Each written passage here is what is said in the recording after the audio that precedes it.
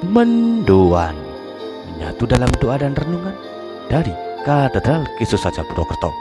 Selasa 17 September 2024, saya Romo IA Indra Pamungkas. Selamat pagi berkat dalam saudara-saudari. Allah selalu melimpahkan kebaikan kasih-Nya bagi kita.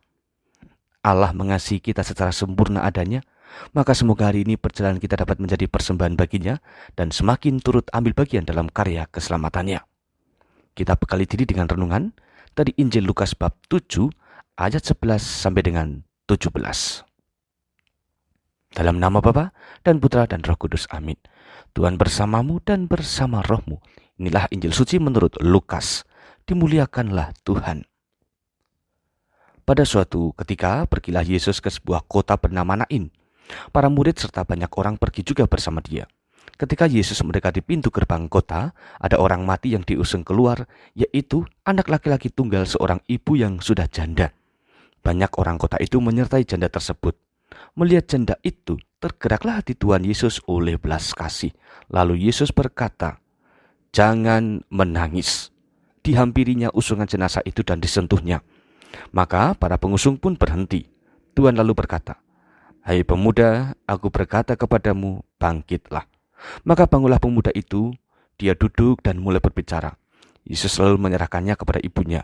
Semua orang itu ketakutan dan mereka memuliakan Allah sambil berkata, "Seorang nabi besar telah muncul di tengah-tengah kita."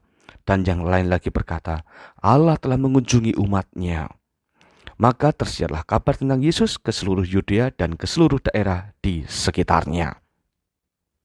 Demikianlah sabda Tuhan. Terpujilah Kristus. Satu hal menarik untuk direnungkan melalui Injil tadi adalah bahwa Yesus membuat mukjizat ketika dia berjumpa dengan orang-orang yang tidak dikenalnya. Janda di Nain tadi menjadi pribadi yang dilihat oleh Yesus dalam perjalanan. Tidak pernah Yesus membuat rencana bertemu dengan janda itu, tetapi karena kemurahan hati Yesus, akhirnya perjumpaan pun terjadi. Dari perjumpaan singkat itulah Yesus bisa membaca kesedihan hati ibu janda. Ketergerakan hati Yesus merupakan bela rasa yang membuahkan perwujudan kasih. Dari melihat, lalu menggunakan simpati dan empati, terjadilah akhirnya aksi kepedulian dan kasih dari Yesus. Saudara-saudari, hati Yesus terbuka kepada siapa saja.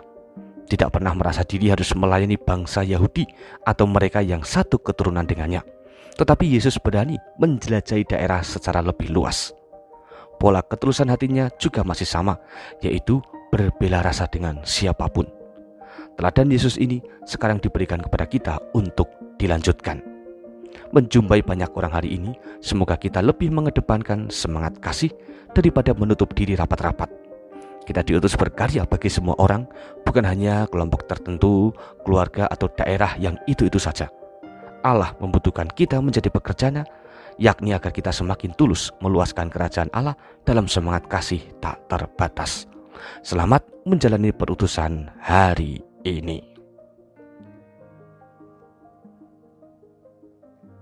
Dan sekarang marilah kita berdoa. Allah Bapa Maha Kasih, cintamu bagi kami telah memberi daya hidup yang sempurna. Engkau memulihkan kami dari segala kelemahan menuju pada semangat berkarya dan mengabdi. Hari ini semoga kami mempunyai ketulusan menjadi pekerja-Mu. Semoga kami dapat berguna bagi hidup orang lain. Karuniakanlah rahmat keberanian dalam bermisi, agar kami semakin mampu mewujudkan kerajaan Allah di dunia ini. Dengan berbela rasa kepada sesama, semoga iman kami semakin mengalami kesempurnaan. Di Kau kami muliakan, kini dan sepanjang segala masa. Amin. Tuhan bersamamu dan bersama rohmu.